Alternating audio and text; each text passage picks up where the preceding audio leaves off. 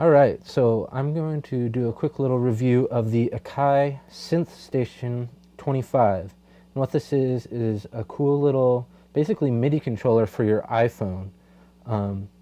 What it has is it has a little dock for the iPhone or your iPod Touch, and basically allows you to control various music production apps. I believe they also have a larger version that's made for the iPad.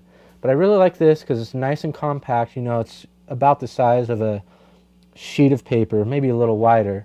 And basically, I've got a sweet little synthesizer for not much money.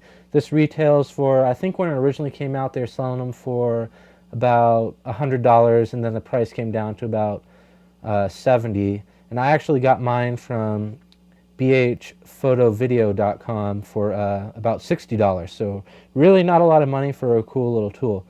So it's got a power button on the back. You just power it up.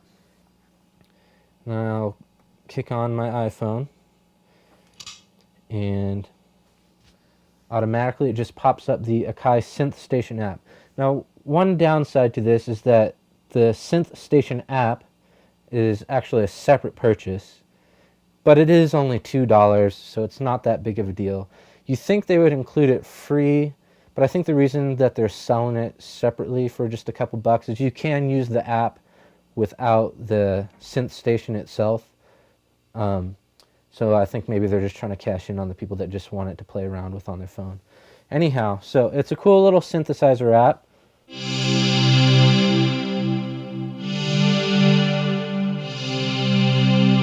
And, you know, I'm going to be honest. Oops, I just turned on the drums. I have not used the SynthStation app a whole lot. It's cool, you know, you can change all the oscillators. Let me zoom in here for you. So you've got the oscillators and the VCF. I think that stands for voltage controlled filter. So a lot of controls, and you know, if you're familiar with synthesizers and know how to use them, then this will probably be second nature to you. I am not very well versed in synthesizers, so I've played with it a little bit, and it's cool, but I haven't figured out how to set up, you know, my own sounds very well yet. At least I haven't been able to set up sounds that I imagine in my head. But you know, and it's also got, you know, presets and whatnot. Let me see. Let's see. So you can. It's got this program previous to next. So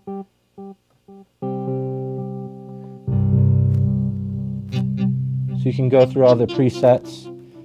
It's got a button for drums.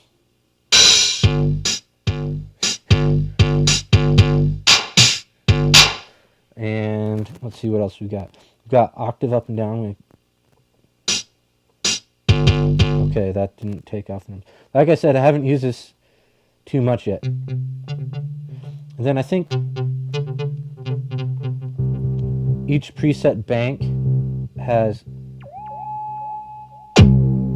3 different synthesizers. And then you've got your octave up and down.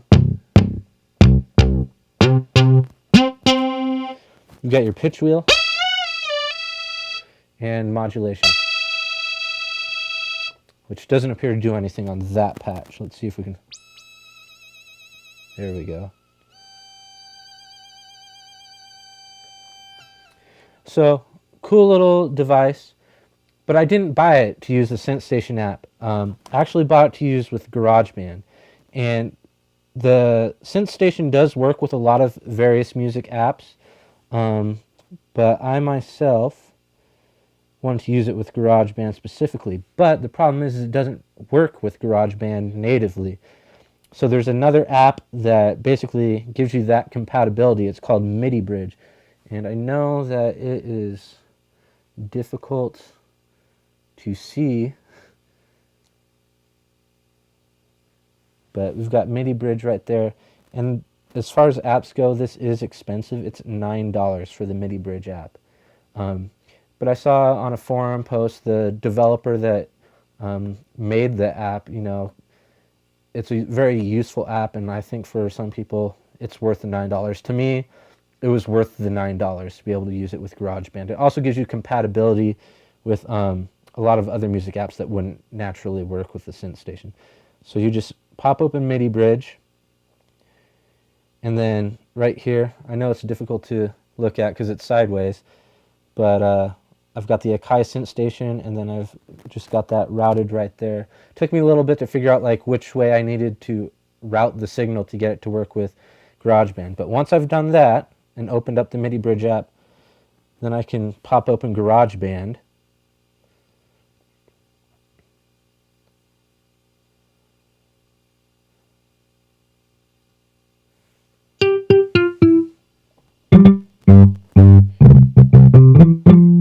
And now I can use the keyboard for all the instruments, which is really cool. And one cool thing is that I think on some of the instruments, the modulation wheel kind of opens up sounds you might not just be able to get otherwise. So, okay, not that one. I know one of the basses will, let's try this one. Get a little vibrato on the sustain. So that is very cool. You can also do the drums. Let's get the drums.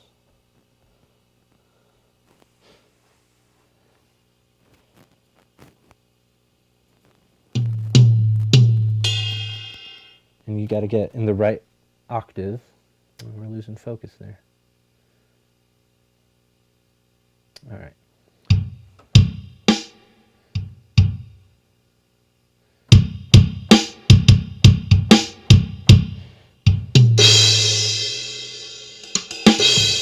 So only some of the keys control some of the drums, but they're all there, and you've got the pitch on it. And you've also got the modulation, which on the drums kind of does some cool stuff. So you got...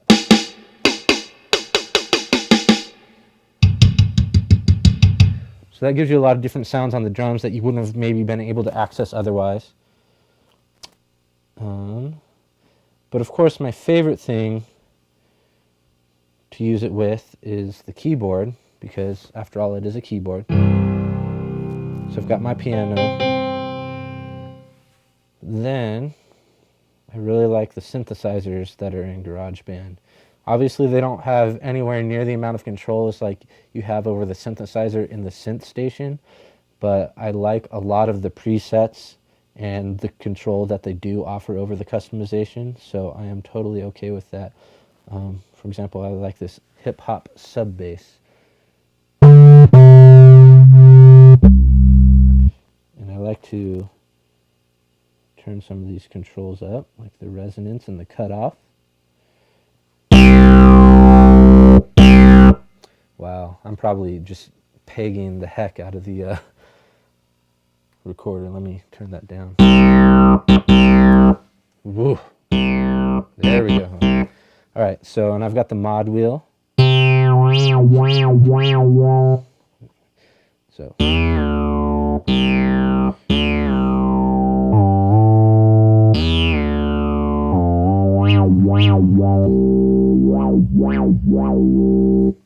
So definitely a very, very useful tool. I really like this. It's really just fun to play with. Like, you can mess around with all the synthesizers all day long.